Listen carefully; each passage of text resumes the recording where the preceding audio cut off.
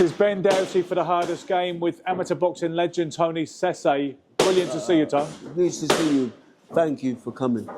First off, let me say that because the news recently broke on social media of your situation with MND, yes. I was expecting worse, and it's wonderful to see you looking so sharp and almost the same as the Tony I always remembered tonight. I wish if it looks, it's all to do with the oil of you layer I rub on my face. It makes me look good, young, and But when you got MND, it's hard. You can't move your arms, my fingers, and walking wise, it's progressively, got to my body, But I still I've got my brains, and it's not got into my throat, because sometimes when it takes your throat, that's it. You've only got a short space of time to live.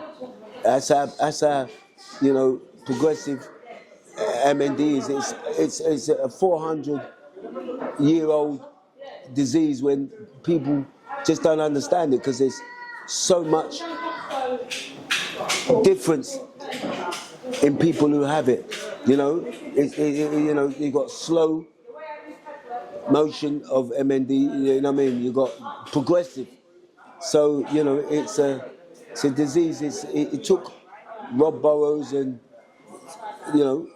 and some good footballers who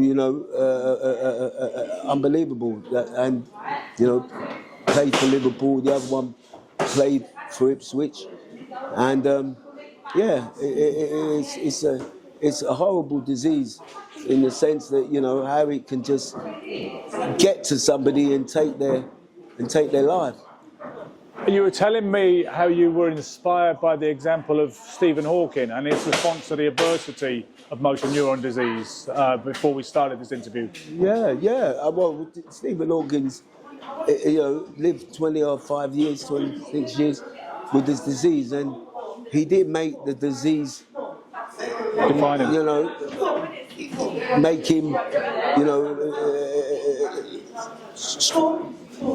bring him down. He didn't make the disease bring him down. It made him more of a man, in a sense of understanding how to, face that disease. 25 years, and it didn't make him the disease. He made the disease within himself, in the sense of him knowing that disease couldn't, mess him over. So it's Friday evening at the old Peacock Gym, and you're here as ever, encouraging young people, mentoring young people. I see you talking to them before we started tonight, telling them what they need to do and where they're at on their boxing journey. So you're not missing a beat. You're still keeping up with inspiring people. I'm still there. I'm still with the kids. This is my life. It's the only thing I know. So the young people that I know, I want them to be successful in life.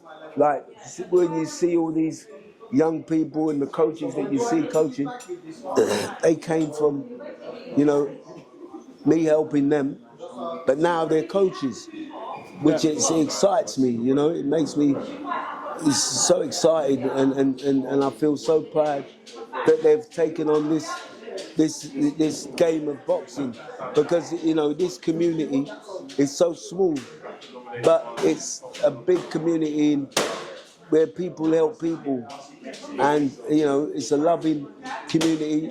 They all help their own, and look, also happened to me, and people are just gathering around just to help me, because they know that I've only just helped young people. I've helped people.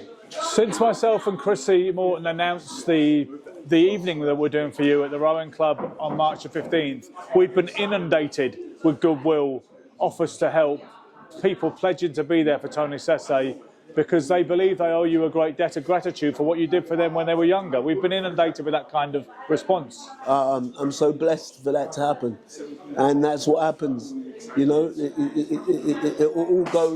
It all comes back to you. Blessings, and that is being a good person in life, you know, showing how to do things. And that's all you want, really, you know, to get good people in your area, in your community, being good to people. That's it. If you can push that around and spread it, it's a fantastic network to have. How was your background as a youngster, and how did boxing find you? But boxing found me because, you know, you had to either kick a ball or box, living in East London. That's what Tony Burns always said. Yeah, and that's it. And it was true. And, you know, that's where we learned a lot of our trades from a great man like that, you know, Tony Burns. He took us everywhere. He took us all around the world. He made us meet the most people you'd never think you'd ever meet. He made you, you know, develop your mind mentally to know this is how you've got to act when you're around people in the community. Because it's not just about boxing, is it? It's not just about the ring. It's No, it's not. It's a lot more. It's unbelievable. It's an unbelievable sport. It's an unbelievable, you know, community. Like I said, that I'm a part of. I'm so glad, you know, I'm with that community. You know, it's they help. They help anybody, everybody, and everybody does it together. And that's what the network. That's what sort of network you need in community cohesion. because you have such a huge legacy as a mentor of the youth of your part of East London. Sometimes I think your boxing achievements might get overshadowed because everybody knows you for the wonderful work you've done with young people. Yeah, let's talk about your career a little bit. ABA champion, 1999. Yeah, but that was my life. Yeah. Do you know what I mean? That was what I did, and I enjoyed, and I loved travelling. I boxed for England, I boxed for London. I enjoyed all that, you know. And then I went out to, you know, Commonwealth Games, World Championships, and, you know, Olympic qualifiers. I loved it, you know. I loved it, and I met the best of the best.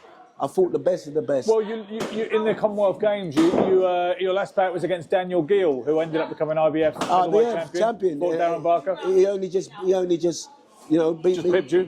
I mean, but it's fantastic when you meet, you know, the best. I met Russians, Cubans. Oh, you know, it just, the game was so good for me. So good. I met the Queen, you know, the Prince, the dad, you know, Charles, and through my work, you know, I was presented with stuff. I've been to Buckingham Palace, you know. I was in the 2012 Olympic team where we bidded for the games, and, you know, Sir Steve Redgrave was a good friend of mine who loved Chelsea because he's a Chelsea supporter. So we used to have a lot of fun, you know. And Sir Seb Coe was the boss, and they looked after me. They really did. And we got the Olympic Games here, you know, in 2012. But it was a thing that started from 2002, I think 2003, 2004. We was on that process for them games, and we did it. So I was so proud that, you know, I was, even though I didn't shout my name out and say that, you know, I was on this group and I helped bring the, you know, I was with top officials when we went around for delegates for these, to delegate for our country to hold the games. So it was brilliant. You never fancied turning professional? No, I love the amateur game, the pro game. I love too. You know, I love the pro game. Lots of my friends turned pros. I used to love going to spar them and look after them. You know, little Mitchell, Kevin Mitchell, and, you know, Ahara Davis, and when they all turned pro. You know, I went and made sure they were okay, and made sure that they were looked after, and they knew the game. You know, I weren't a pro coach because I love the amateur game. You know, it's just two different things. You've got a business, and then you've got a sport which people come around and really take care of you. Do you know, you were in the amateur rankings in Boxing News for years. Now, the upper age limit at the time was 34, and some people were saying Tony Cesay's older than 34, but he's still in the rankings, and no one really knows how old he is. Was that a bit of mystery? I kept myself the genie. Yeah. You know what I mean? I kept my age down. You know, it was brilliant, and the officials knew. You know, because they would say to me, Tony, I swear you were 30 years ago. But yeah. But that was the whole point. I love boxing. I loved it. I loved the traveling. Yeah. You know, going to countries that I went to, I would never be able to afford that if it wasn't for boxing. So all them countries I visited and got to know people. I know friends from them countries now. I know. I met Romanian boxer who's here now, and as a youngster, he came to England. He lived here. You know, I looked after him. He lived in my home, and he was like one of my kids, you know. And now he's got his own children, you know, and it's brilliant to see him.